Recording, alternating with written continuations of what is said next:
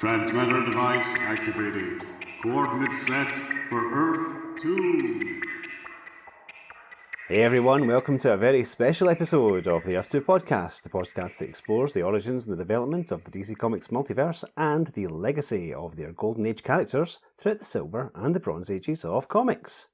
I'm Peter Watson. And I'm David Steele. Welcome back. Thank you for joining us. Yes, as Peter says, this is a very special episode. Listeners with long memories might recall about a year and a half ago now, we did an episode called The Road to the Crime Syndicate, or Before the Crime Syndicate of America, where we talked about the characters that had names and powers or whatever that were very similar to the characters that appeared on Earth 3. And we'd planned for a long time to do a Doom Patrol issue, because obviously Doom Patrol has a character called Robotman. Cliff Steele's Robotman, no relation to me obviously, he spells his name differently for a start. There was obviously a Golden Age Robotman, so there's that legacy aspect there, right enough, that would justify us doing a Doom Patrol story. And we have decided to do issue 121 of the Doom Patrol. That'll be next week's episode. It's the final regular Silver Age issue. And there's a reason why we've decided to do that story, which we'll tell you about next week. But this week, we're looking at some precedents to the Doom Patrol. We're doing a story with the original Golden Age Robotman, and we're going to do a few other stories that feature elements and powers, shall we say, or similarities. Yes, definite precursors to the members of the Doom Patrol. To the actual Doom Patrol, yeah. And, so maybe some surprises for you listeners. We'll see. As I say, there was a Golden Age Robotman. There was indeed. And we're going to do one of his adventures. So the Golden Age Robotman, I first encountered him, like the Shining Knight, who we met recently, in the pages of All-Star Squadron. When did you first meet him, Peter? Yes, that's exactly where I found him, yes. Yeah. I like the fact that he was quite a big player in many issues of All-Star Squadron. I think I lost count of how many times his legs got melted and fused and he had to build new ones. But that's getting always welding, soldering. Yep. Screwing in bolts and rivets and stuff. Indeed. But we'll get to All-Star Squadron, obviously, way in the future. The Golden Age Robotman first appeared in issue 7 of Star Spangled Comics. Published in February, dated April of 1942. And he ran all the way up to issue 82 of Star Spangled Comics. Before he flipped over to the pages of Detective Comics in issue 138. He was there all the way up to issue 202, making his first appearance in 1948 and then his final appearance in 1953. And the story we're doing today is from Detective issue 153, which was published on the 21st of September 1949. By which point quite a lot of his contemporary DC Golden Age superheroes had started to give up the ghost. Yes, certainly one of the most long-lived ones. Yeah, absolutely. I mean, making it all the way up to 1953, that's, as you would put it, that's virtually atomic age. Yes, So, Detective Comics 153. Pete, do you want to tell everyone about the cover, even though it's not the story we're doing? Yes, the cover features Batman flying through the sky. His cape is more like a glider. And it says, as he's caught in two spotlights, Bruce Wayne has his most amazing adventure when he becomes the Flying Batman. The Flying Batman. And also there's a new Pow Wow Smith story, apparently. Wow. According to the banner at the top. Is that the first mention of Pow Wow Smith in the podcast? It certainly is. Is it? I couldn't remember. There I wasn't sure if we'd mentioned it at any point when we talked about Johnny Thunder, but not to worry. But there's some nasty bad guys who are firing big machine guns. Yeah, I mean, that's like, looks, Batman. I hope he's also the bulletproof Batman, because that looks horrendous. Yeah. But of course, we're not doing the Batman story, we're doing the Robotman story. So before we go into the story, what's the background on Robotman? What's the setup? Robotman was a scientist originally called Robert Crane, and he was developing a mechanical human body made of metal, along with his lab assistant Chuck Grayson. But gangsters were threatening him and they wanted to steal this mechanical body. But he refused, and he was shot. Oh, no. So his assistant Chuck, in order to save his life, transplanted his brain into the robot body. Yes. Becoming a literal robot man. Fantastic. Now, obviously, Robert Crane had died as far as the law goes, so he created a new human disguised Paul Dennis. That's right. And had a Mission Impossible style mask that he wore. And yes, he tracked down the real killers and brought them to justice, and then worked as a hero ever since. Yep. So there we are. And it's probably worth saying, I think Chuck Grayson probably pops up in All-Star Squadron as well. He does, yes. Because it's the most torturous. Pete's laughing at me because we've talked about this before. Yeah. It's the most torturous of Roy Thomas's comic book retcons. In fact, it's not the most torturous. It's the second most torturous. But we'll get to that. We'll get to that one as well. Yes. So yes, that's the setup for Robotman. I quite like him, I can't lie. It's not a real favourite as far as the All-Star Squadron, but it's a pretty cool setup. He's one of the stalwarts. It's a fun idea. Yeah. And obviously he must have been popular because his strip ran for a very, very long time. So we're doing this one for a reason. We don't want to just pick any Robotman story to do. There is a particular reason why we're doing this one. It kind of ties into our legacy aspect. We have an opening splash panel where there's something going on, which we'll tell you about in a second. There's a Robotman logo at the top and a caption box that says, Can you imagine a match for Robotman? Another human brain in another metal body, but a body even bigger, more powerful than the famous Man of Metal. What a friend, thinks Robotman, that this Metal Man will be. And then he learns that the new robot human spells danger. A danger greater than any he has faced before. A danger he never expected from... The second Robotman. Yes. And now that I told you the title, we can tell you the opening splash panel shows what appears to be Robotman punching another Robotman. There's an inset panel, bottom right hand of this opening page, and a caption in it says, Paul Dennis, alias Robotman, has a human brain in his metal body. And human feelings too. Yep, but we see Paul in his very plush apartment. There's a nice lamp on a table behind him. Telephone on the table starts to ring as Paul is saying, There's no one like me in the world. That's why no one can really understand me or help cheer me up when I'm blue. First panel of page 2, Paul's hand moves to answer the phone. See the nice jaggedy ringing indication? And a big hairy hand reaches for the phone. Paul says, This must be one of my human friends phoning me. But he'd stop being a friend if he realised that under my plastic skin I have a robot's body. Now, that sets it all up, doesn't it? It does indeed, yes. Everything you need to know in that one panel. A bit of self-loathing and self-pity there, Paul Dennis. Caption then for panel 2 of page 2 says, Little does Paul Dennis realise what a strange significance this telephone call will have for his lonely life. So Paul takes a seat in a big comfy-looking green chair. We can see that Paul's wearing a blue check jacket, very Barry Allen. The voice down the line is saying, Paul, you've got to come over at once. This is Jim Wilson. I'm at Dr. Zanger's house. He's conducting a wonderful experiment. It must be wonderful if it's got you so excited, Jim. I'll be right over. And so, presently... See Jim meeting Paul as Paul gets out of his fancy red sports car. Jim wears a green suit, he's got glasses, brown hair, and he says, Dr. Zanger doesn't want the news spread around, but I told him how interested you were in science, and he said it'd be all right. Easy, Jim. What's this all about?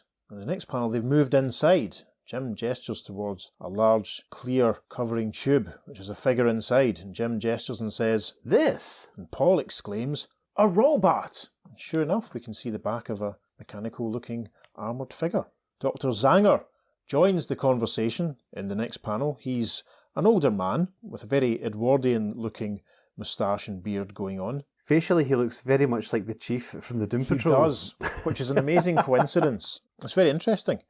Dr. Zanger is in the process of saying, Not a robot, merely a robot's body, but without a brain to direct it. I've been looking for a suitable brain I can transfer into it, and tonight I think I've found it. Paul Dennis replies, And you think it will actually work? Yes. Robotman is also supposed to have a human brain in his metal body. How does he know that? But since the scientist who created Robotman died, no one has been able to match his feat. Until tonight. It'll be a great thing if you do, replies Paul. And then Paul thinks to himself, Especially for me. At least I'll have a companion like myself. I'll no longer be the only one of my kind. Caption for the first panel of page 3 then. Nerves tighten tensely as the great physician works, and the minutes pass. Yes. Working under a simple angle-poised lamp, by the looks of things, and not wearing any kind of surgical equipment or protective clothing whatsoever, we can see that Jim and Paul and Dr. Zanger are standing around an operating table. Dr. Zanger has a metal bowl in front of him. As he looks into this bowl, is that a scalpel in his hand? Looks like it anyway. And he's saying, The brain came from the body of a man just killed in a plane crash. Just what I wanted. Now we're debating this because Paul seems to be saying, My future friend, lying on a table. I can hardly believe it. But it's not the sort of thing he'd be saying out loud because his status as Paul Dennis, aka Robotman, isn't well known. It's not like his identity is public. So we're thinking that he must be supposed to be thinking that. It's not too clear. Anyway, page 3, panel 2's caption says, And then, suddenly, the great metal body sits up. Yes, I'm imagining music from The Day the Earth Stood Still at this point here. Yes. You know, So yes, the robot figure sits up. Dr. Zanger says, I've done it! The greatest scientific miracle since Robotman. And Paul Dennis thinks, he's created someone like me. And then the creature speaks. Where am I? Continues in the next panel. I feel strange. My hands look different. Yes, he's got his hands up to his face. Dr. Zanger waves a finger and says, But don't be afraid. You're all right. You have a robot's body now. Tremendous strength. A steel body. Great strength? I'll have an easy time with the police now. Yeah, the robotic figure is stunning. It's almost like he's flexing his new body. Dr. Zanger looks concerned and says, "What, the police? What are you talking about?" In the next panel, this new robot figure pushes Paul Dennis out the way and says, Ha! I was a criminal. They were going to send me to the chair, but I escaped and took that plane. Now I don't have to run anymore. Everybody else will run from me. And at this, the robotic figure punches Paul Dennis, saying, Out of my way. In the next panel, he busts through the wall in the side of the building, bricks flying as he says, I'll commit all the crimes in the world. Nobody will be able to stop me. Paul Dennis down on the ground, Dr. Zanger down on the ground behind him. Paul's thinking, if I could appear as Robotman, I'd tackle him now, but I'd be revealing my identity as Paul Dennis, and I can't do that. Yeah, but you were just talking out loud, the way this has been lettered earlier on about having... Anyway, let's not get annoyed. The first panel then, of page 4, has a caption that says, When he is finally alone, however, Robotman strips off his plastic disguise. Now, we haven't had this too often in the podcast, a hero ducking into an alleyway and getting changed into his heroic secret identity. I might put that panel on the socials. Yeah. We'll see. So yes, as he's getting changed, Paul Dennis, aka Robotman, is saying, Now to stop him. He isn't used to being a robot yet. He doesn't know everything his body can do. I shouldn't have too much trouble with him. The trail of the robot criminal is easy to follow, and soon... Panel 2 shows Robotman coming across a chap in a car, and the car looks as though it's been mounted up on a fence post or something. It's been lifted up and then dumped. The man in the car is saying, Help! The robot's coming back to finish me off! Yeah, because he's seen Robotman, our Robotman, coming towards him. But then Robotman says, I'm not the same one, friend. I'm Robotman. I'll get you down from there. Which way did he go? Toward the police station. He said he was going to pay back those cops. In the next panel, Robotman rounds the corner at the police station and sees the evil other Robotman bearing 2 policemen under his arm. And he's saying, You used to give me the 3rd degree, but I'm giving it back to you now. Not if I can help it, cries our Robotman. In the next panel of page 4, the evil Robotman is hurling the police officers straight at the goody, our Robotman. As he does this, the bad guy says, Robotman, I used to be scared of your name, but no more. Now I'm tougher than you are. And in the process of catching the hapless police officers, Robotman thinks, This was the friend I thought I'd have. My most dangerous enemy. Final panel of page 4, Robotman lunges forward at the evil interloper, saying, I'll see how tough you are. And as the bad Robotman ends up on his back, he says, That didn't hurt me. Dr. Zanger built me even stronger than you. We arrive at the top of page 5 now. It's really kicking off. The caption of the first panel says, Tearing up a fire hydrant by the roots, the frenzied robot criminal smashes his smaller opponent to the ground. Yes, a great panel. We can see the water gushing up from the pavement in the background. As the villain lifts the fire hydrant to strike our Robotman, he says, Haha, you're a weakling, Robotman. Not quite. Even if I'm not as strong as you are. Caption for the next panel. As the robot crook tries to finish off the man of metal. Yep. The very handsome, it must be said in this panel, actual Robotman punches him. Now looks as though the fire hydrant is shattered. Robotman says, That evens us up.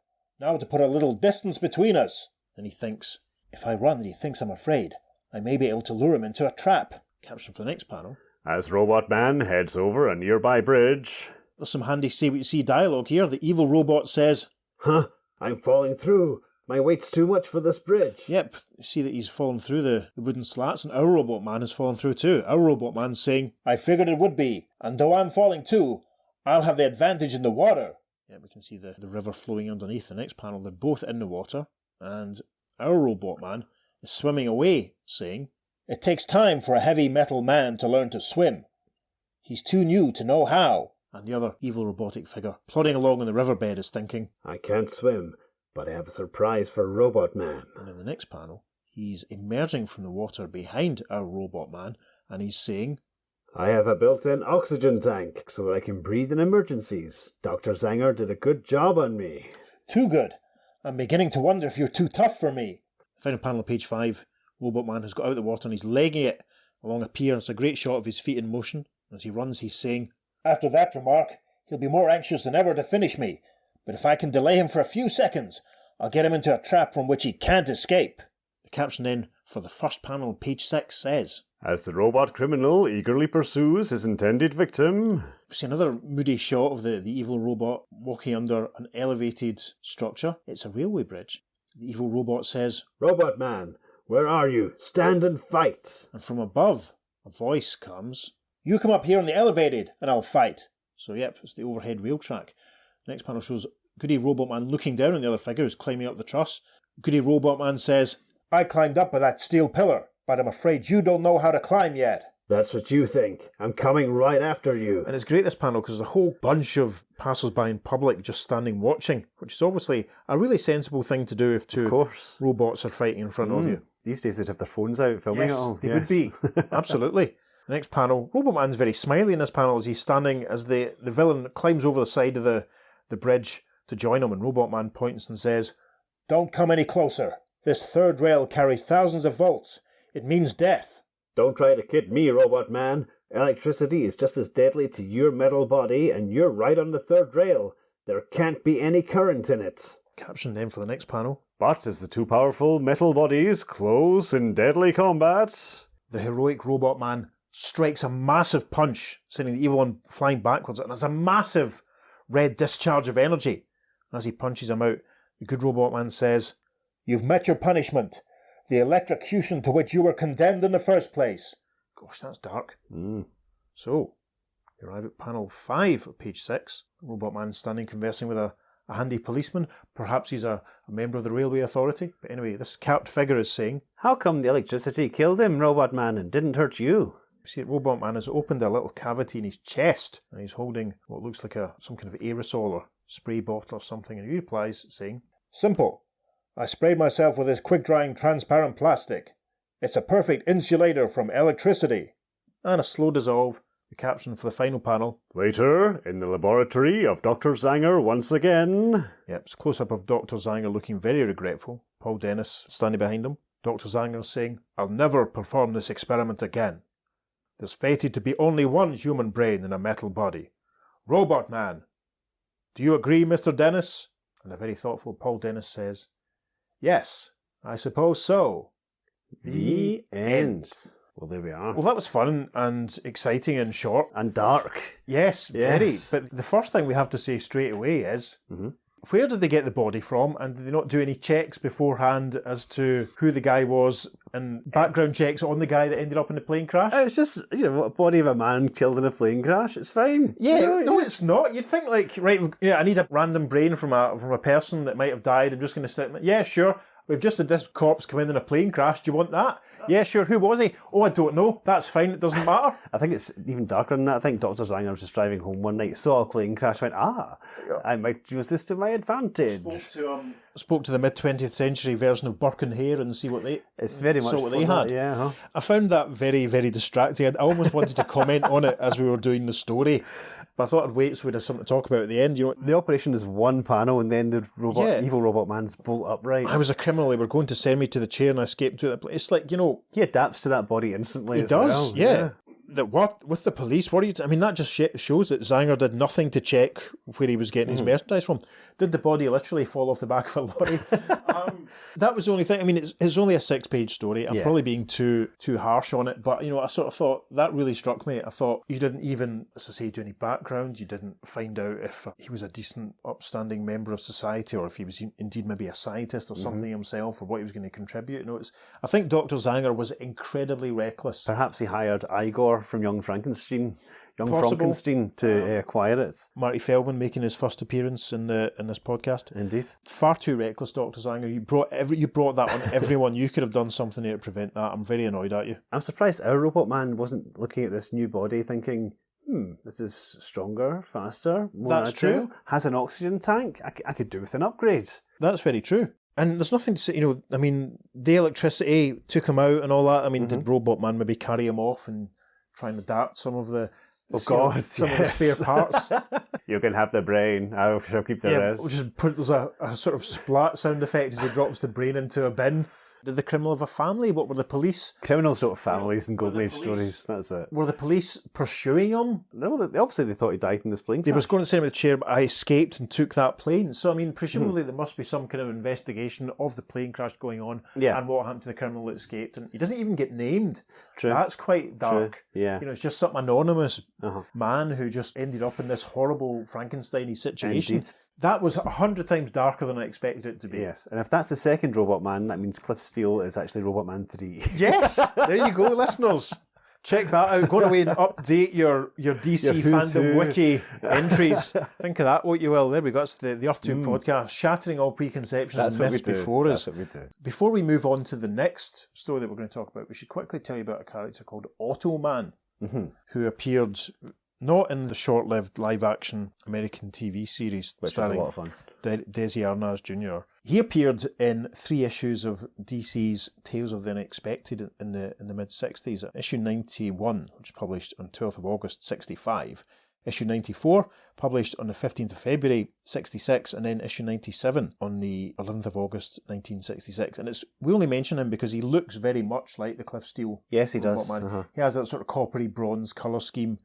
Turns up for 3 issues, becomes a sort of robot for hire, gets the cover in one of his appearances, I think in his 3rd appearance. I'll put all 3 of them in the socials so you can see him. And doesn't quite disappear, never to be heard of again, because he popped up somewhere else eventually, didn't he? Yes, in 2004, Yeah. he came back very briefly in a miniseries called Engine Head, which is basically about artificial intelligences and robots who all merge to create this perfect artificial being, and it all goes hideously wrong. Joe Kelly, Ted McKeever did it. Right. It's really interesting. It's never been collected as far as I'm aware, but if you can find the single issues, track it down. It's quite grimy, it's probably the word I would use for it. It's Right. But he's hardly in it. Right. Engine Head itself is just it's a weird title, but fun. Do any other DC automaton characters feature in that series? Yes, Any established ones? Yeah, you've got quite a few of them. Even Tim from the Metal Men turns up. You know, Right. you've got a few of them. So yeah. Interesting. Okay, so that's Engine Head, listeners. Check that out There if you you go. feel inclined. So Automan, yeah, not quite identical to the Cliff Steele Robotman, different sort of face, but when I first saw him, I was like, hang on a minute. Yeah. It's remarkable. It's a shame that they never actually met. That maybe when we do our DC comic, we can write a story where Robotman and Automan come together and swap legs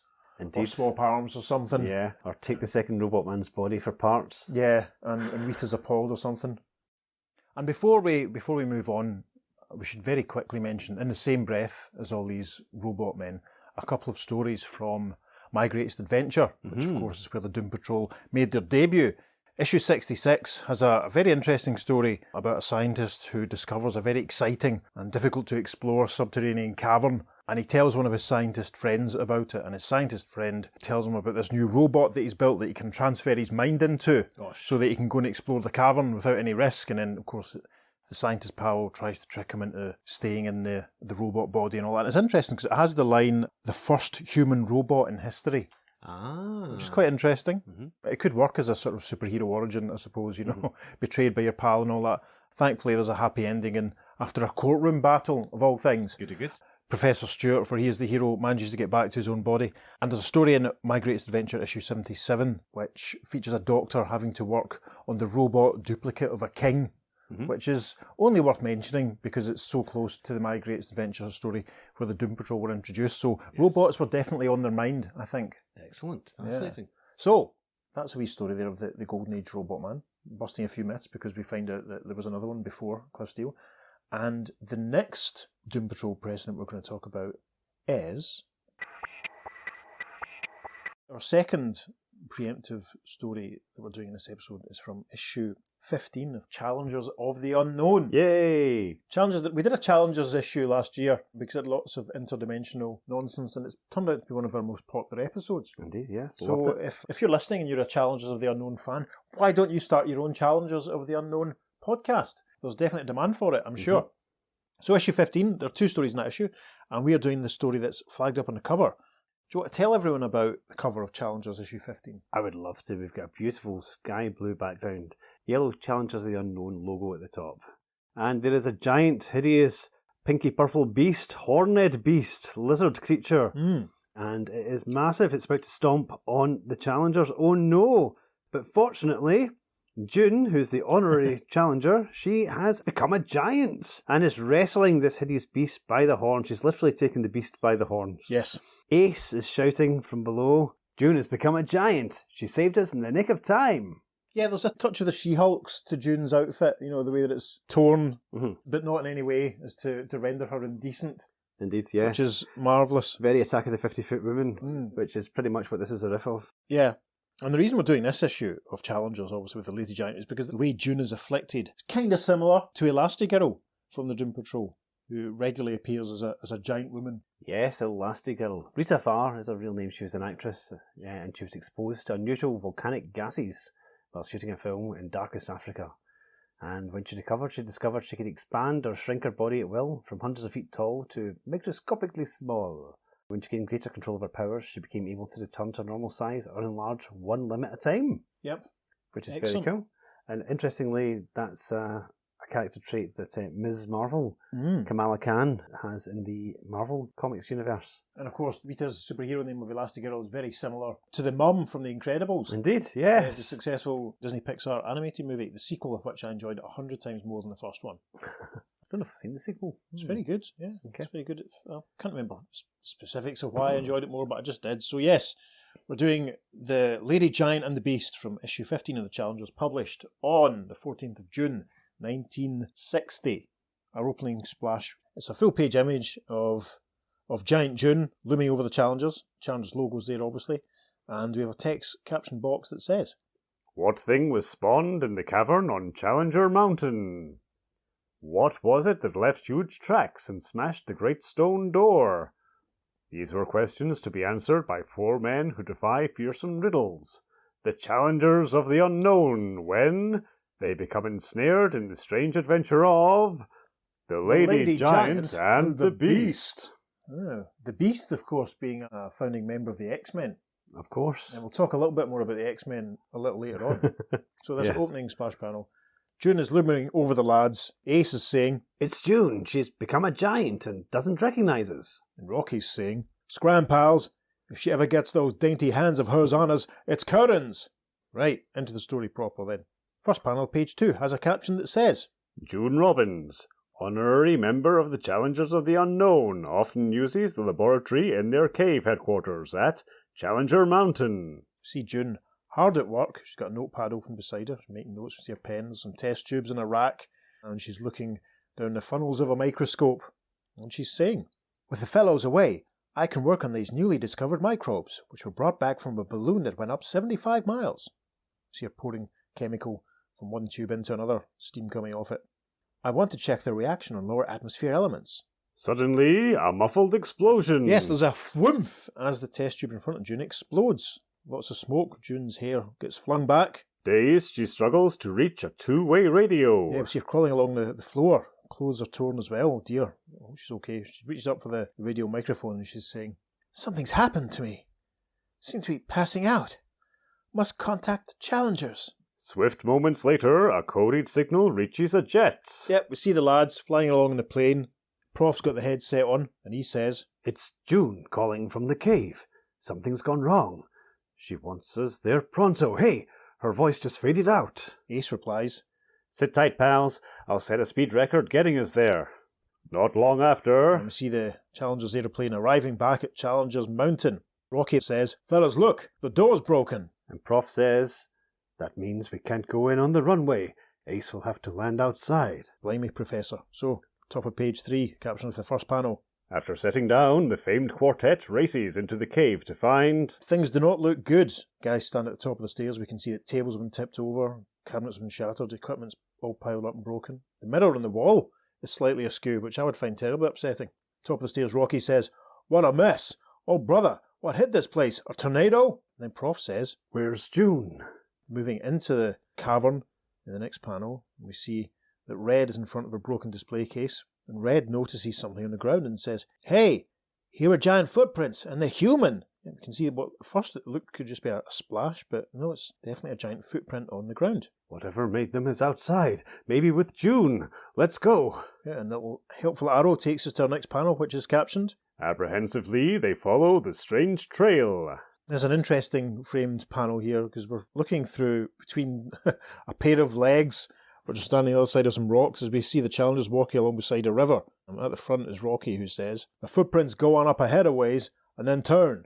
Ace says, Be careful. Whatever made the prints could be nearby. and then we pull back in the final panel of page 3 to see June in all her 50-foot glory standing over them. Rocky points and says, It is nearby. Ace, Prof, Red, look. And Red exclaims, Great guns! Top of page 4 now, and June's hand fills the panel as she reaches down towards the Challengers. Red cries, Scatter! And then in panel 2, June has grabbed Ace and Rocky. Ace is saying, Good heavens, it's June. June, what happened? Don't you know us? We're in trouble, pal. She doesn't know us from Adam. In the next panel, June has started walking. And Rocky cries from above, Prof, Red, look out. And we see Red and Haley at the front of the panel starting to move off. Red says, She's trying to step on us. She'd squash us like a couple of mushrooms. And then in the next panel, we see that June has her hand up to her head. She doesn't look too happy, looking very pained. Rocky says, June, listen, gotta recognize us. It's Ace and me, Rocky. She wasn't trying to step on them. She seems dazed, as if she's going to fall. Suddenly, she reels and starts to collapse. Yep, we see June looking very wobbly, starting to fall over. She releases the guys who fall from her hand. Ace says, She is falling, Rocky. Jump! Yeah, if she crashes with us, it's curtains. And at the top of page 5, with a giant splash, 2 challengers dive into the nearby river. Rocky thinks, Made it. So, slow dissolve. Caption for the next panel. Shortly after... Yep, June's down on the ground. Still at this giant size. The guys are ranged all around her. Ace says, She's unconscious, but not from the fall. I think she passed out before she hit the ground. And Prof says, We've got to find out what caused her tremendous growth. Nice close-up of 3 of the lads here. And Ace says to Prof and Red, Prof, you and Red return to the lab and examine her notes. Maybe we can find the cause for this and the cure. Rocky and I will wait here. Caption for the next panel. But a little later, as Prof and Red start the ascent to their cave... Prof points and exclaims, Wait a minute, Red. Look! Great Scott! Caption for the next panel. Even men like the challengers, who have faced every form of mortal danger, are chilled by the giant menace that comes toward them down the mountainside. Yeah, it's... Have you ever seen the film version of the Lost World by Irwin Allen? Many years ago. When, yes. like, rather than actually going to the expense of building models or using stop motion in a Ray Harryhausen style, they glued horns and fins onto real lizards. Gosh. And baby alligators and stuff. Wow. This beastie looks very much like one of those. It just looks like a real lizard that's had some plastic horns glued onto its head. It's a giant, huge, scary red lizard, yellow chest markings, and wide eyes, and 2 giant yellow horns coming out the centre of the top of its head. Prof cries, Get back, Red. Way back. What on earth is it? Prof? First panel of page 6 now, and we see the 2 challengers trying to duck out of the way of the claw of the lizard as it tries to step on them. Gosh. Red says, It's coming after us, Prof. Let's make it to the next hillside. Climbing the rocks in the next panel, the Prof says, We haven't time to reach Rocky and Ace, but if we can get up above the thing, we can roll boulders down on it. And sure enough, that's what they do. We see them in the next panel with a crash and a wham, rolling some boulders down on top of the poor lizard. That's a shame. Red says, But what's the use? They're bouncing off it. And indeed, they do bounce off it. And in the next panel, the lizard looks a little distracted. This causes the Prof to remark, It's turning away. We must have scared it off. No, we didn't, Prof. Can't you see what it's after? And we see the 2 challengers looking astonished, and then we reach the top of page 7 and see what has distracted the lizard. It's the challengers' colleagues throwing rocks at the beast. And this makes Prof say, It's after Ace and Rocky. So, as the other 2 are hurling stones at the lizard, Ace says, We heard the crashing sounds, pals, and came for a look-see. Brother, what a beast! The caption then for the next panel says, Seeing their chance, Prof and Red descend. Yeah, this is a great panel. In the background we can see Prof and Red having scaled down the rocks. In the foreground we see Ace and Rocky running towards the water of the river, presumably the same river we saw earlier on. Ace is saying, This way, lads. Across the stream, we can circle back to the plain and maybe gun that baby from the air. In the next panel, the challengers are all together on the other side of the water, and the lizard is looking after them. Rocky says, Hey, it stopped. It isn't coming after us. And Ace says, Maybe it doesn't like water. It came right to the bank and stopped cold. Wait a minute, let's split up again. 2 of us will wait with June till she recovers, and the other 2 will make it to the plain. And a voice from off camera, as it were, cries, Ace, fellows, where are you? And then we see, in the final panel of page 7, giant June sitting looking down at the 4 challengers. And Prof says, June's awake now. Top of page 8 now, and in the first panel we see that June has lifted the challengers up in her hands, and she's saying, I don't know what happened. I was mixing chemicals when all of a sudden there was a mild explosion, and well, I passed out after I called you on the radio. Ace says, June, listen, we'll see what we can do about getting you back to normal later, but there's a giant beast on the loose back there. Do you know what it is? I didn't see it. I don't know what it is. And she sets the boys down in the next panel, and Red says, With your hide, maybe you can spot it. I'll see, says June. She stands and she points off to the right, and she's saying, There it is. I see it. It's moving away through the pass. And then one of the challengers says, Great guns. There's a village over there. in the next panel we see the 4 challengers. Ace is saying, Pick us up, June. Carry us. We'll have to head it off. No, I have a better idea. Why don't you take the plane? I can let the thing spot me and decoy it back. And the final panel of page 8 shows June depositing the 4 challengers next to their aeroplane. Ace is saying, Now be careful. Don't let it catch you. It's as big as you are, you know. You'll have your sights on it by then. So, we arrive at top of page 9. Gosh, this is exciting.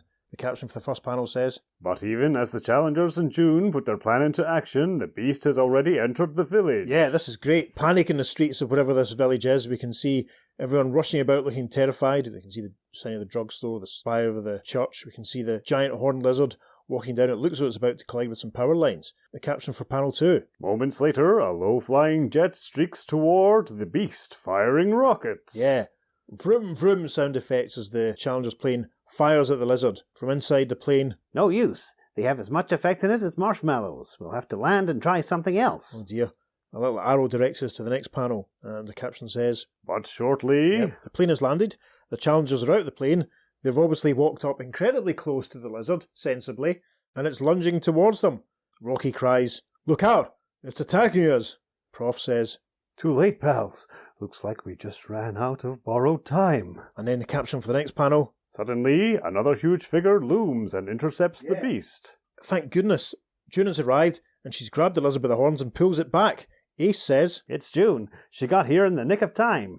Yeah, she stopped that colossal paw from crushing us. Arrive at top of page 10. Good grief, I'm expecting dramatic music in the edit here, Peter, I must say. No.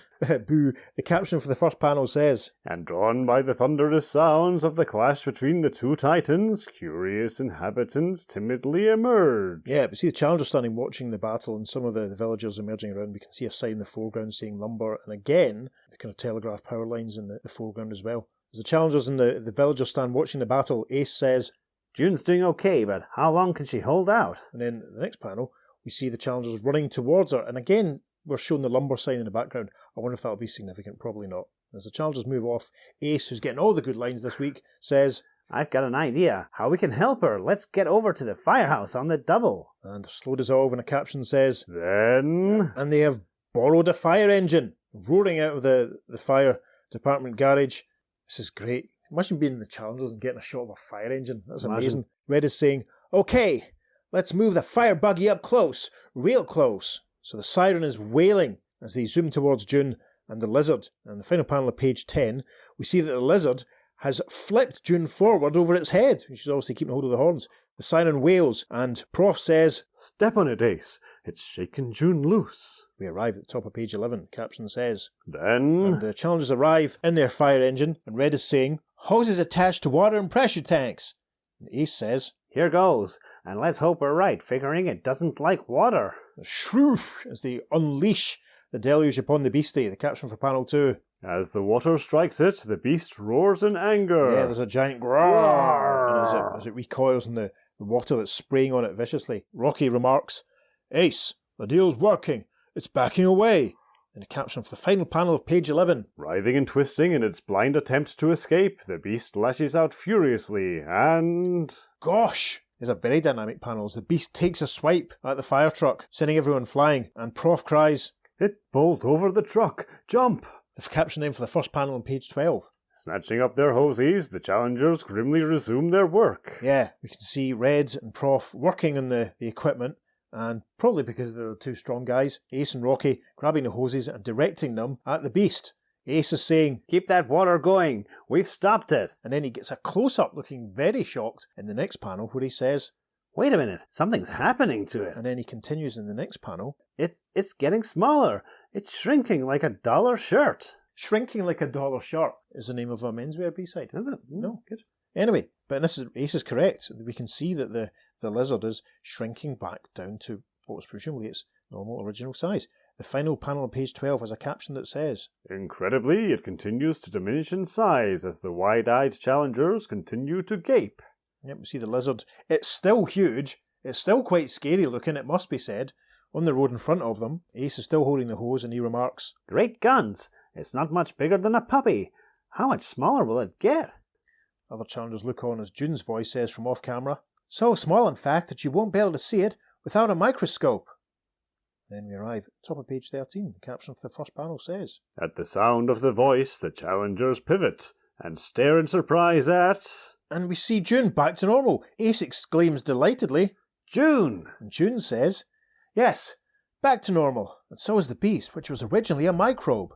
We see Prof on his knees now, down on the ground, looking at little radiant burst, and he says, Hey, the beast has vanished altogether. The water must have done it.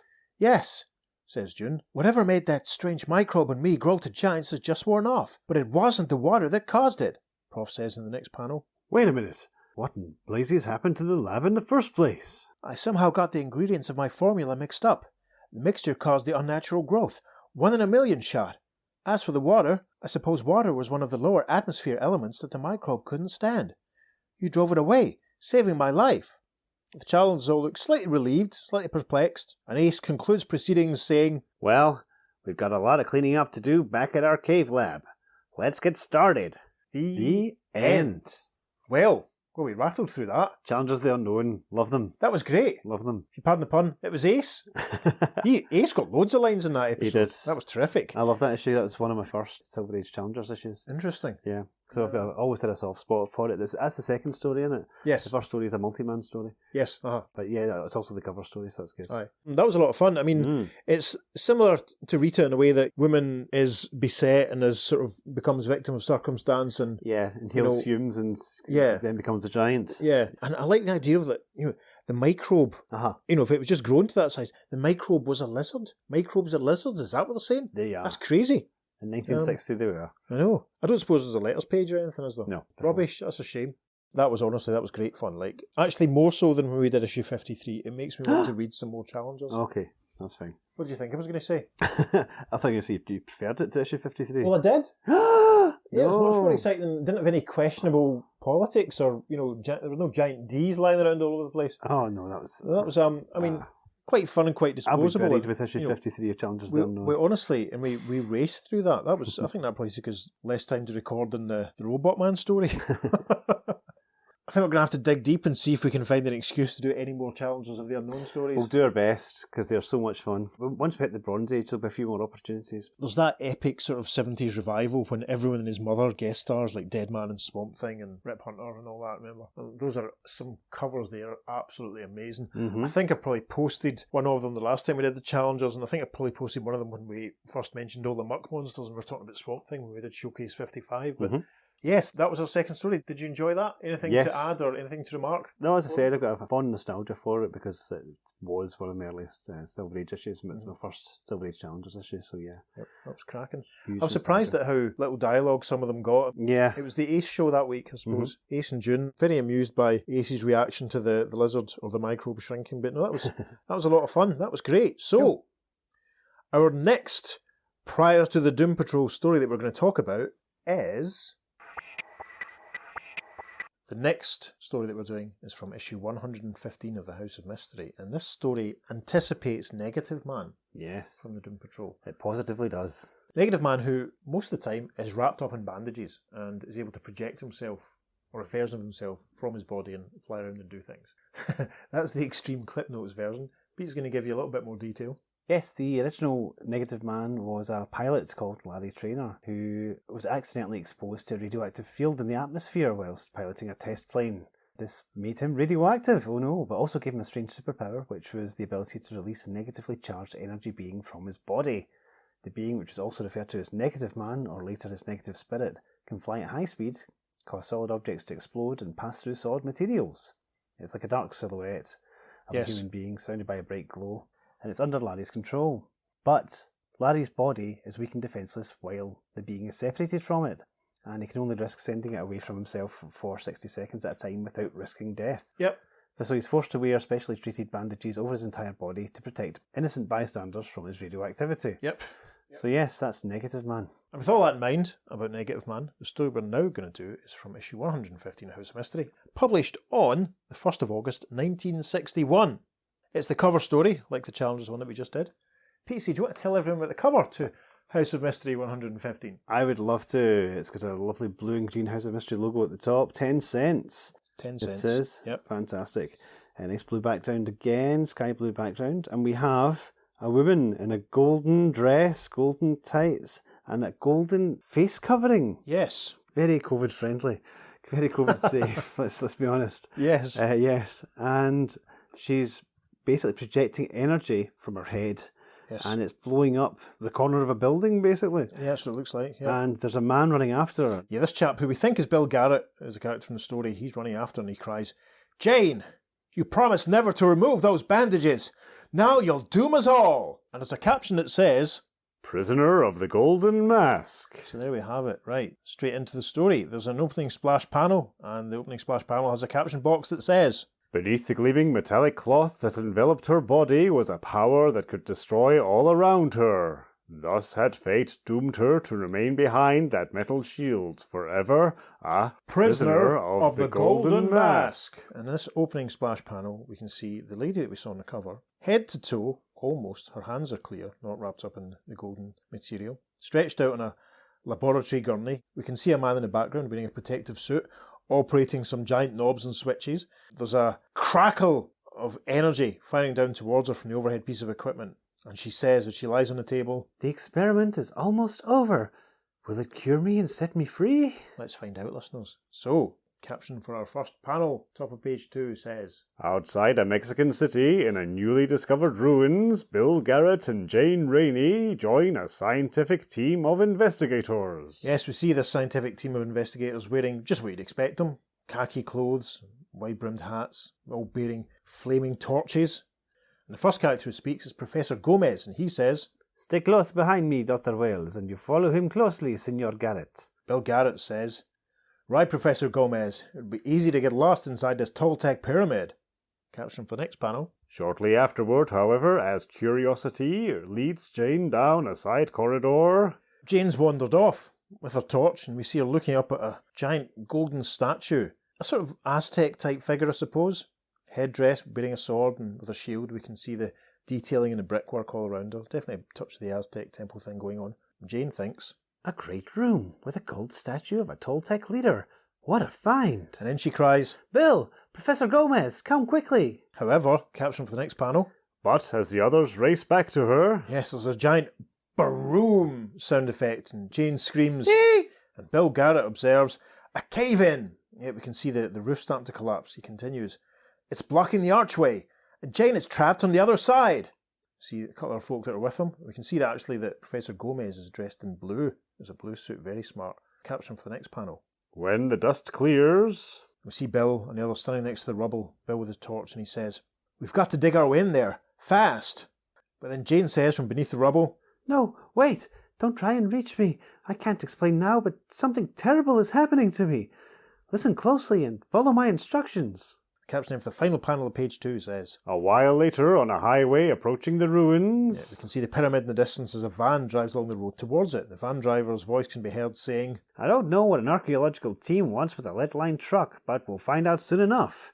There are the ruins." arrive at the top of page 3, caption for the first panel. Meanwhile, at Jane's instructions, the others leave the ruins, and moments later, Yes, and we see Bill and the two professors outside, moving away, and behind them there's a massive whoom sound effect.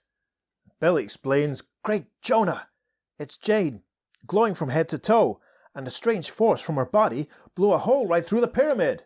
Indeed, we see Jane standing, glowing with a green energy, hands up in the air, and she says, "Stand away from me. I must enter the truck alone. Anyone who approaches me will be destroyed." we see Jane, in the next panel, climb into the back of the truck that we saw arriving on page 2. And Bill cries after her, "Jane! Jane, what's happened to you?"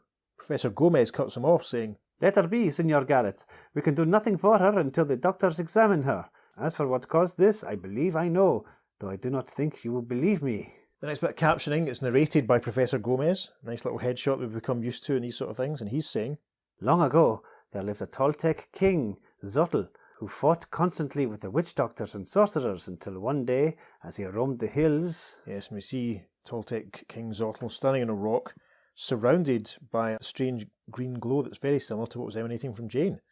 Zotl is thinking, "What strange thing is this that has come upon my body? It glows like the very moon." Gomez's narration continues in the next panel. Shocked, he wandered back toward the city, where... Yeah, we can see the King walk along, and there's this whirroom sound effect as the green waves of radiation just burst from him, sending statues and indeed some of his friends flying. And he's thinking, By the great sun god, my body has the power to destroy all that is near it, and I cannot control that power. in the next panel, he's standing some distance away from some of his tribesmen, and he's saying, Do not approach me, my people. The rays of my body will kill you. and there's a chap wearing a fancy headdress who replies, Oh, that is a curse which I, Teplon, placed upon you. You denied the power of my magic, and so I cursed the land in which you walked to prove my great skill.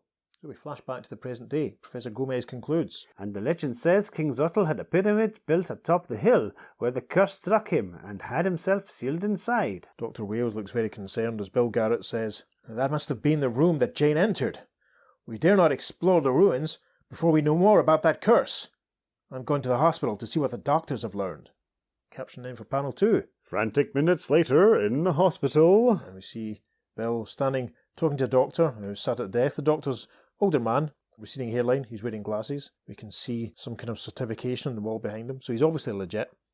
Bill's in the process of saying, But if none of your medicines works, then Jane is doomed to remain behind lead walls forever, Dr. Marin.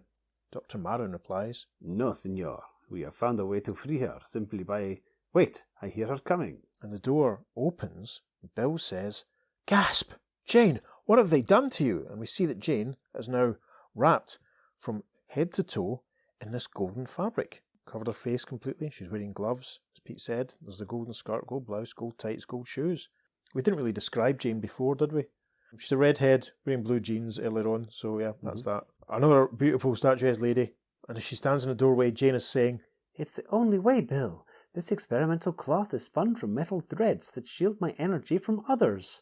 Now I can walk freely without endangering people until they find a cure for this condition. So there we go, kids. That's why we decided to do this story. Yes. This is another one that I found, like, when I was sort of scouring the interwebs in the middle of the night looking for something else and saw the cover and was like, what? That remains... Hang on, wait a minute. So we've dug in and here we go. So Yep. Dr. Marin continues in the next panel. Remember one thing before you leave, senorita.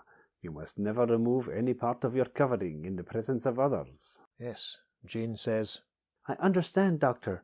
I would never endanger anyone else with my strange power. very similar to Negative Man, isn't it? Yep. I mean, it's probably a coincidence. Of course, but... Whoever originated the Doom Patrol, it's entirely possible they may have read this story and True. thought, don't know. Arnold Drake, Bob Haney, they might have done. I mean, we don't know who wrote this story. We know it's drawn by Howard Sherman.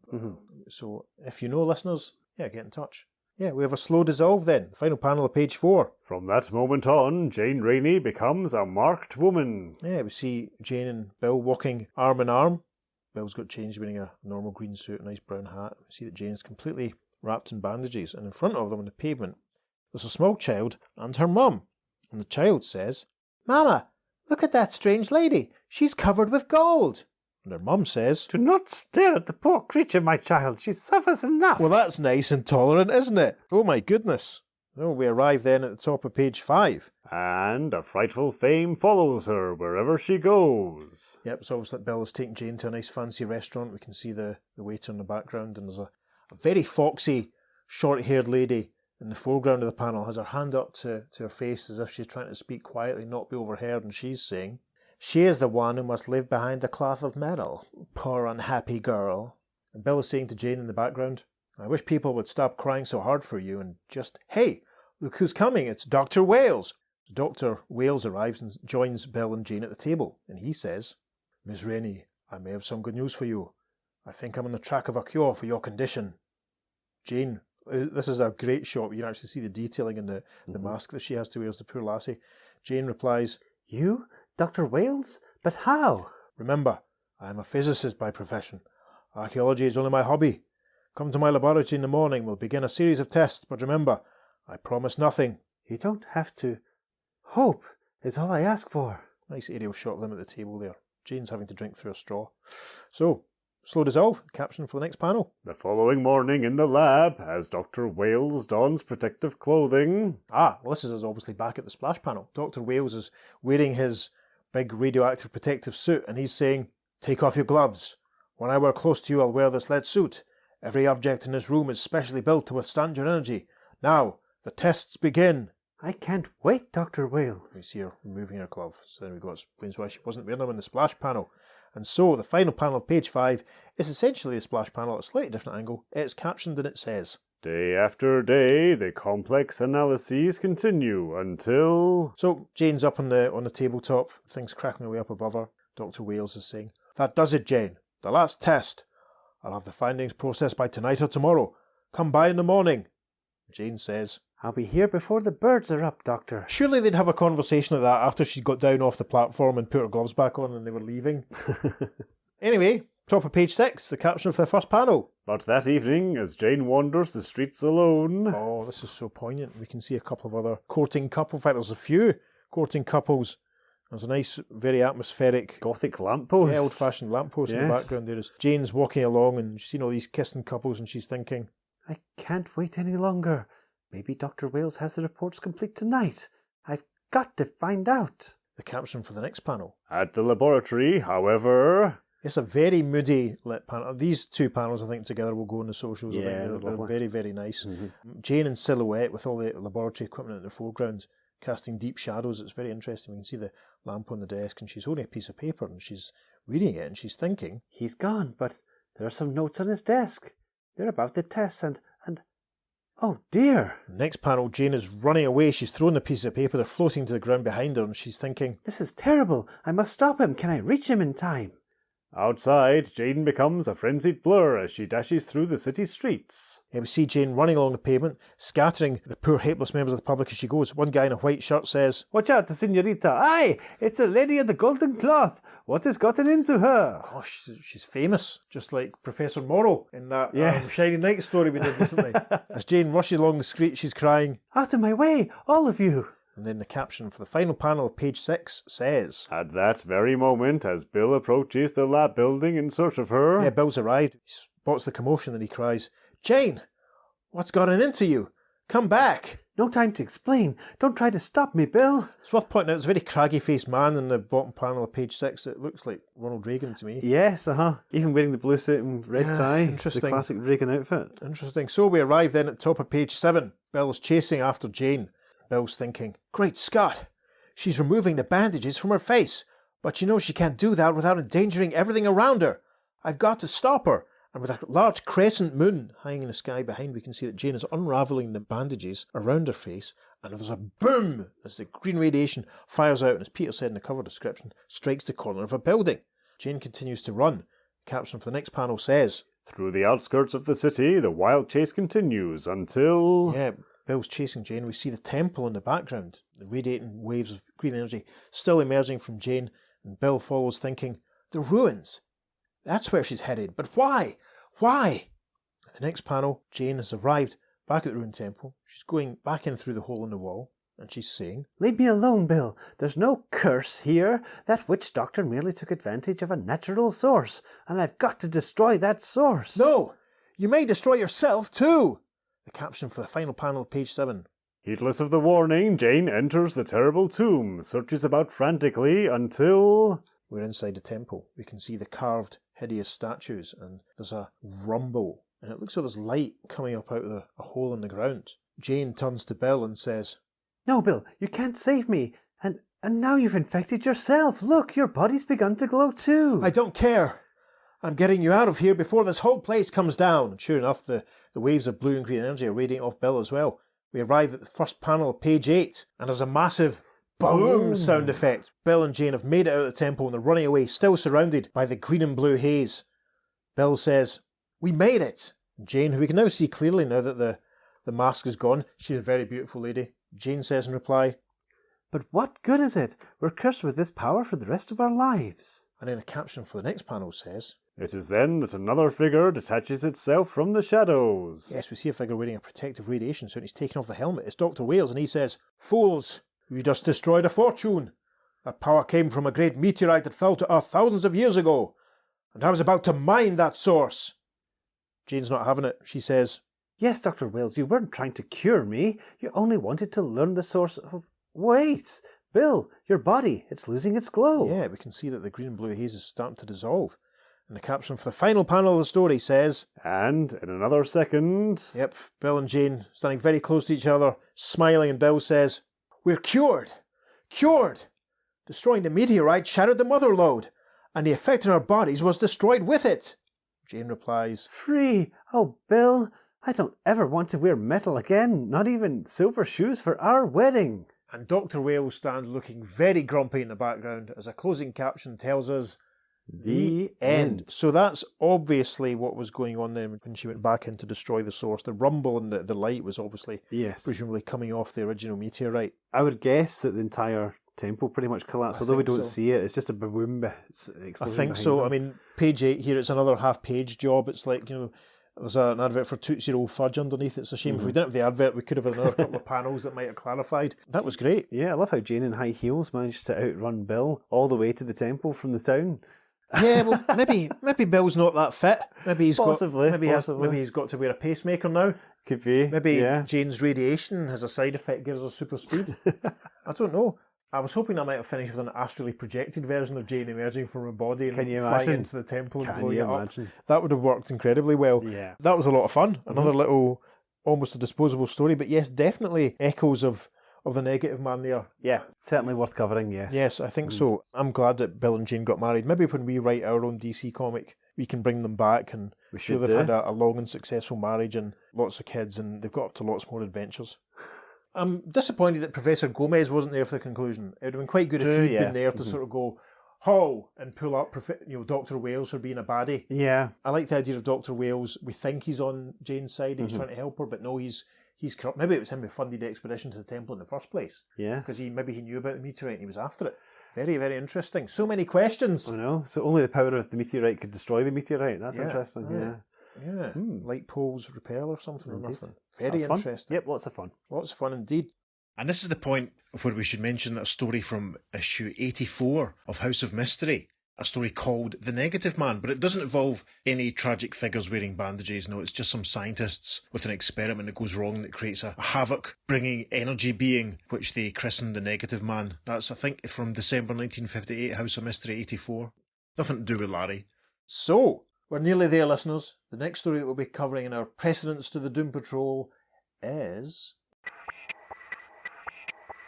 And the final story in this Road to the Doom Patrol episode is from GI Combat issue 35. Yep, published on the 17th of January 1956. And this is GI Combat before it was published by DC. This is when it was still being published by Quality. So this is some real comic book archaeology. And you might be wondering, why are they doing a story from GI Combat if they're talking about the superhero team of freaks and misfits? Well, wait and see. Pete Sage, do you want to tell everyone about the gorgeous cover? I'm delighted. To GI Combat 35. It's quite a stunning cover.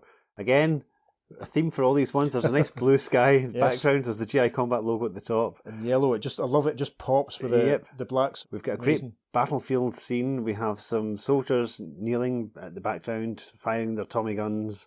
We have other soldiers running on a beach, it looks like, at the background. There's a tank coming in. There's explosions everywhere. All over the place. There's a soldier standing, looking very heroic, with a hand back as if he's like summoning everyone forward with his gun raised. I love the way he's lit. It's almost like the flames and explosions in front of him. It's cracking, especially as you say, against the blue background. It's brilliant. Yes. Around this, we've got the titles of the stories that are inside. And they say, Airlift to Eternity, Bomb Squad, Red Terror Tactics, and finally, Doom Patrol. Yes! Doom Patrol. There is a story in here called Doom Patrol. Yep. Very, very exciting. I know. Amazing. From 1956. 1956. So that's a good 7 years at least before the first appearance of the actual Doom Patrol in the pages of My Greatest Adventure. Very exciting. So, the story we're doing is called Doom Patrol. It's only 6 pages. It's worth doing. It's quite funny. We have an opening, not quite splash panel, but it takes up most of the opening page. It's the Sarge and his lads crawling along through the grass. There's a massive red story caption at the top that says, Doom Patrol. And the Sarge is saying, let's go men, we'll rush them. And the caption box says, in Army alphabet code, it was Company D for dog, but to the men it looked more like Company D for doom when they heard about their next mission, to spring a red trap by walking straight into the guns of a hidden battery and trying to get back alive. And so the story properly begins. The first panel is a caption that says, an Army reconnaissance plane taking night photographs by the light of million candle power flares filmed the red movement without seeing it. See the troops moving along, the sky lit up above them. Very effective. Slow dissolve, the caption for the next panel. The films were developed at Intelligence for detailed study. And this panel shows the pilot of the aforementioned reconnaissance plane and his officer, and they're looking at the blow-ups of the photograph that he took. The pilot's saying, "I couldn't see a thing from my altitude, but the camera would spot anything important." The officer says, "It looks like it did. I want an enlargement of this central area on the double." Excellent, as he points at one of the photos. Tremendous. So in panel 3 of this opening sequence, the senior officer is looking at a photographic blow-up with one of his colleagues. The senior officer is saying, "I was right. That's a red division with heavy gear moving up the slope of Cupcake Knob." His mate replies, "Those dots above are bunker and tunnel mouths. I'll get an FO up to position right away." Okay, don't know what that means. Maybe we should have got Max and Rich to... We should have, yes, asked the Weird Warriors to assist. No doubt they'll Killjoy is here. Yes, hopefully. Yes. Look forward to that. Tell us we were doing wrong. So at the top of page 2, the caption for the first panel. An artillery FO, forward observer, moved into position and radioed back the data the gun layers needed. Ah, well, that's it then straight away. A forward observer. You live and you learn. But while we're here, yes, you should also be listening to our pals podcast, the Weird Warriors podcast, if you're enjoying DC comics that were published back in the day. So anyway, this FO, forward observer, is speaking into his radio and he's saying, "Vector in and shackle 7. Oboe, Cubo, 9 repeat. Nayan unshackle. Nosy, over and out." And in panel 2, we see some heavy armament being fired, some heavy guns being fired, and it looks like there's a guy with a radio telephone receiver who's receiving the instructions about to fire them. And he's saying, "Deflection right to 00, Roger." And then they're firing. Presumably that makes sense. Maybe that's him forwarding on the instructions from the other guy. So, yes. Don't know, makes no sense to me. Mm-hmm. Caption of panel 3. Through the day, the UN artillery threw everything but the rolling kitchens at Cupcake Knob. Yeah, we see Cupcake Knob being devastated by lots of explosions. There's a caption for the next panel. Even a mobile rocket launcher crossing Muzan Ridge paused to throw a little flat trajectory hell into the maelstrom. Yep, we see rockets being fired. I have to say, I don't know anything about military equipment, but that looks very carefully rendered, it must be said. Yes, it's a nice armoured vehicle. It's one of the ones, I don't know what it's like. It's almost like a Jeep at the front, but a bit of tank treads at the back. I have no idea what it's called. So. Yeah, it looks, but it's very well drawn. So anyway, the caption for the next panel. At nightfall, when the savage bombardment let up. And we are back with the forward observer. And he's saying into his radio, "They're bugging out. There must be 100 of them taking off toward the east. They've had enough pounding." They've had enough pounding. Good grief. So, there's another caption beside the next panel, which we think is sort of narrated as if we, the listener, are on the side of the forces that are doing the bombarding, because it says, "We got in a few mortar bursts to speed the parting guests, and then the smoking slopes of Cupcake were left to the night." Yeah, and we see some soldiers being assailed by the mortars. Quite the thing. Again, this is really, really nice artwork. It's very carefully rendered, very effective. So, a slow dissolve, and we're back with the senior officer who we met earlier, who's been joined by a mustachioed colleague. And the mustachioed colleague is saying, "There you are. The red's going in and the red's scooting out. What do you think, Sam?" And the cigarette-smoking, photograph-looking-at guy who we met on an earlier page says, "If you really want to know, I'll tell you. I think it smells." Precisely. We arrive at the top of page 3. Sam continues, "Some 300 reds go in and 100 come out. You can't tell me our artillery killed 200 in the kind of bunkers they build." "If we got 20, I'll be surprised. The way they burrow in. It's a trap. We're supposed to think Cupcake is abandoned and send a force right into their guns." A nice external shot of the building they're in as a full moon looms in the background. Take a drink. Yep. "So, what can we do? We've got to smoke them out." "There's only one thing we can do. Send a force right into their guns." Okay, slow dissolve. We're getting into the story now. Caption for panel 3 of page 3 says, Company D drew the dangerous assignment, and Sergeant McGee assembled his men for briefing. Mother McGee, they called him. Yeah, Company D for Doom Patrol. See the soldiers all lined up, and the sergeant is instructing them. And he's saying, "And I want to see nylon vests and flag diapers in every man jack of you." Then the young soldier, who's not long with the team, he replies and pipes up, "Do we pack our own picnic lunches, Sarge?" "You kid, you're a new replacement. I want you where I can watch you every step of the way. What's your name?" "Gordon, sir. PFC Ed Gordon." Next panel, they all start moving off, and Gordon says, "Boy, he's tough, isn't he?" And another soldier who's smoking a cigarette replies, "Are you kidding? Get out of his sight just once in his ramp and you'll see how tough he can really get." Another soldier continues in the next panel, "He's tough 'cause he's soft, kid. We call him Mother McGee because he worries about every guy in the outfit personally. Right now he's crying inside over this suicide detail, and that makes him tougher on the outside, Gordon says in the next panel. Gee, I feel like my insides were full of butterflies. I guess I'm scared. I got news for you, kid. We're all scared. So we arrive at the top of page 4. Caption for the first panel there says, The first grey light of dawn was showing when the mission began. we can see the soldiers. They're all looking up at Cupcake Knob, and one of the soldiers is saying, Where's the rest of the outfit, Sarge? I thought we were all going. He'll be there, Buster. You worry about getting yourself there and back. A half hour later, Okay, and we see that they've got a little closer to Cupcake Knob. And the sergeant is saying, There's our goal. Spread out to 10-yard intervals and move up. Bazooka men on the right, RL team on the left, barmen on the flanks. Sergeant turns to a younger soldier on the next panel and says, When the fireworks start, hit the dirt and watch me for signals, kid, and stay scared. You'll live longer. Then I ought to live to be 300, Sarge. A caption before the next panel says, slowly they moved up the open slope, each man taut with sharp attention, knowing they were covered by unseen red guns. So, the young soldier and the sarge, taking the lead in the next panel, young soldier says, Why don't they shoot? They don't want to spring their trap until they're sure we're well in it. I don't get it.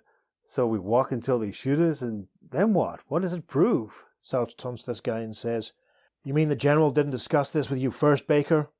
I'll reprimand him for that oversight the minute we get back. Suddenly, You can see there's 4 of the soldiers now, and one of them cries, Sarge, look out, over there. and we can see from behind some of the opposition in this scuffle, and they've got a gun pointed right at them. It looks like a machine gun of some description. Indeed, because one of the soldiers says in the next panel, What a machine gun nest. and another one says, I saw the sun glint off the barrel when he swung it. Oh my goodness, they're going to be pinned down. Top of page 5, it's not too clear. It looks as though the guy that was operating the machine gun nest is running out. You see him running off in the distance, and the kid says, Get him. one of the other soldiers says, Look at that red Dodge. And in the next panel, we see the kid pulling his rifle, and he says, I'll get the dirty... Come back, you blasted idiot, cries the sergeant as the kid runs off, and then the kid fires at the guy they were chasing. Missed him again. You see a scream from the bad guy as he falls down, and then in the next panel, there's a massive explosion. We're back with the 3 other soldiers, and Baker says, Jumping Jonas, the kid chased the red right into his own minefield. Another 50 yards and we'd have been in it. Then the sergeant says, Hit the dirt. There's all sorts of merry hell playing off the next panel. Explosions going off behind him as the sergeant turns and cries, Gonzalez, Peavy, get that going with smoke shells. And these guys are obviously bazooka operators. And the first one says, Take it away. and his mate cries, Duck. as the bazooka fires off. And that's the final panel of page 5. Again, all sorts of explosions and merry hell going on around them. So we arrive at the top of page 6 now. There's a full moon in the background. A soldier standing in front of it. There's a couple of other soldiers, and one of them says, It's the other half of our outfit.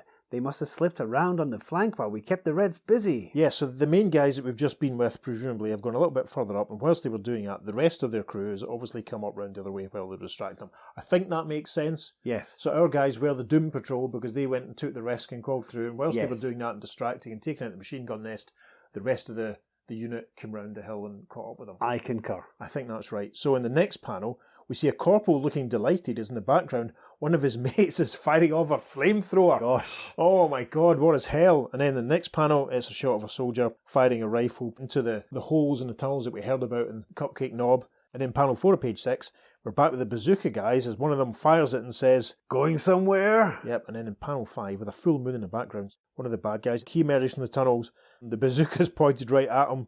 The guy with the bazooka says to the guy who's emerging from the cave, Yeah, but not where you figured on going. right, so I think that makes sense. Panel 6, page 6. Our heroes, such as they are, as we've come to know them, look visibly relaxed. And there's all sorts of smoke going on in the background. They've obviously taken out all the baddies, or taken out the Reds, whoever they are. The sergeant is saying, okay, it's all over. We'll dig in here until they send a regular occupation force. And Gordon replies, Oh, I was just getting warmed up. and in the final panel of the story, the Sarge grabs Gordon by the scruff of his jacket as the others look on and laugh, and the Sarge says, Yeah, I'll warm you up, you... What's the idea of taking chances when I told you to stay by me down there, huh? And one of the soldiers in the background laughs at the Sarge, losing his temper, and says, Yep, we're back to normal. It's kind of a badge of honour to get chewed out by the Sarge, and the kid surely earned it. He's a veteran now. And we don't have a caption, but that's The end. Gosh, was that worth the effort? Listeners, you let us know. It was a bit messy, but we had to do it because it's called the Doom Patrol. Why? Of course. Why could we not we had to do it. I mean, Yeah. I think to be honest, listeners, Peter probably cursed me when I sent him this. When I was like, look what I found. Probably a night when I couldn't sleep and I was browsing eBay for cheap GI Combat dollar comics. No doubt. You know, inspired the cover. Yeah, very interesting. Doom Patrol, i.e. a patrol of soldiers sent to certain doom, but they turned it around and got on top of the machine gun nest and then managed to get into the tunnel with a bazooka and take out the bad guys. With a bit of a wah, wah, wah ending. So that was fine. Doom Patrol. Doom Very Patrol. interesting. Yes. There we go. And if that doesn't precede a regular fixture superhero team called Doom Patrol, I don't know what does. Indeed, yes. You can't get much more on the nose than that, can you, listeners? No. That is the final story we're doing for this episode. But there's one other thing that we do want to mention. Yes. And that is the similarities between the Doom Patrol and a certain Marvel superhero team. Yes. A certain Marvel superhero team who appeared at the same time and were characters that wore very similar uniforms. Mm-hmm. Whereas the Doom Patrol's uniforms, not initially, but eventually were kind of red and white. These guys were kind of dark blue and yellow. And Yes. both groups seen as sort of misfits and freak shows almost. And both groups had a leader who was very clever and operated out of a wheelchair. Yes. Who could we be talking about? Of course, it's those uncanny X-Men, isn't Yeah. it? Yes. Now, interestingly enough, the Doom Patrol debuted in My Greatest Adventure issue 80. That came out on April the 18th, 1963. Mm-hmm. Now, do you think that's before or after the X-Men? I've read about this before. I'm sure I've seen discussion of this in the past, read somewhere. It's not like the same week or something, or within a fortnight. No, it's slightly more than that. Right. X-Men issue 1 came out on the 2nd of July, 1963. So 3 months nearly. Yeah, so and it was a bi-monthly comic as well. Whereas My Greatest Adventure was monthly, so there was a couple of Doom Patrols before X-Men actually hit the stands. Obviously, you know, as we know from reading about these times, comics took months and months and months to make, so both are probably in development at roughly the same time. Yes. So it's not a case of Marvel saw, oh, look at what DC are doing, let's try and copy that. It's just one of these coincidences. There's no real, I mean, Robotman's nothing like the Angel, for example. Mm-hmm. Beast is nothing like Negative Man, for example. Yeah. You could argue maybe a stretch of a similarity between Cyclops and Negative Man. Because they have, you know, they're both at risk of unleashing a devastating harmful force unless they wear their protective equipment. There's that. But look at Iceman. There's no real obvious Iceman equivalent or anything like that in the Doom Patrol. It's interesting. I mean, I've got a ton of Silver Age Doom Patrols. That's one of the few things that escaped my purge. And a lot of them I kept mainly for sentimental reasons because I got them from Peter Root. I remember actually the night I saw Robbie Williams at the Exhibition Centre in Glasgow in February 1999, as well as buying that week's comics, which included the first issue of the Hourman ongoing. I also bought a few issues of Doom Patrol that day, kind of later ones. So I've got tons of Doom Patrol, but I've hardly read any of them. I should probably read them, a few of them before we convene and do their final issue. Yes. Do you have a lot of Silver Age Doom Patrol stuff yourself? Do you have much? I've got quite a few issues. I've got My Greatest Adventure 80. Oh, really? Yeah. Wow. Yeah. Yeah. Well, God, you kept that quiet. Oh, well, there you go. I got it for the grand sum of £1. I hate it when he does this. Do you know that? A comic mart, which... was it damaged or was it No, misfiled? it's fine. It was about 1988, so I don't think anyone was interested in it then. Wow. You know. I've got the archives as well. I've got the full run of the archives, so I've got all of them. We'll talk a bit more about what we know and our own experiences with the Doom Patrol when we're joined by a special guest to do issue 121. That's the plan for the next episode, kids. Issue 121 of the Doom Patrol, the final issue of the regular Silver Age run. As we said at the start, it touches on the legacy aspect because it's a story that features a new version of Robotman, who's quite a long story career. But we'll tell you next week why we're doing issue 121 in particular, not any of the others. Out of the stories we've covered today, then, Peter, which one was your favourite? You're going to say the Challengers. Out of the ones you hadn't experienced before, which one was your favourite? Genuinely, I really enjoyed the first three. I think the Doom Patrol one I felt was a bit messy. It was fun, it was interesting, but it was a bit messy. We kind of struggled a little bit with the Doom Patrol one because the characters aren't very well distinguished apart from the sergeant and the young boy. Yeah, that's why I like superhero comics, because you can tell who everyone is instantly from their costume. That's the great thing about like Easy Company and the Sergeant Rock stories of the losers, you know, because everyone is so recognisable. Very distinct, yeah. I think my favourite was probably the House of Mystery one. I like the scope and the scale of it. You know, it really could have been expanded. The Robotman one was funny as well, but it was maybe a little bit too abrupt to really savour. But no, that was good. It's stretching the limits a little bit because we're not a Doom Patrol podcast, and our whole aspect of the legacy that we really talk about is Golden Age. But we're hinging this all on the fact that Robotman is a Golden Age character, and he met another Robotman. And ultimately, there's a Silver Age Robotman. And ultimately, there were some other stories that we think might have maybe suggested or at least anticipated some aspects of the Doom Patrol. So I hope you forgive us this little slight sideways step. There we are. And if you don't forgive us, you can email us and tell us all about why Yes. you don't forgive us. Our email address is theearth2podcast@gmail.com. Make sure you follow us on social media because we'll find some interesting bonus material to put up for you this week. On Facebook and Instagram, we're at the Earth 2 Podcast, and on Twitter, we're at podcast_Earth2, and it's the number 2 for all of our social media. Yep, you can get us on YouTube as well now, and as I've said in the past, if you can go on to wherever it is you receive your podcast and rate and reviews, that'd be tremendous. And yeah, check out the socials this week. We'll be posting the covers from all of the stories that we've covered today. We'll post a few select panels as well. I might even see if Pete will take his copy of the first appearance of the Doom Patrol out of the safe and take a picture of it in anticipation of the Doom Patrol proper being in next week. There's a ton of Doom Patrol content prep for next week. Good. We look forward to joining us next week for some more Doom Patrol action.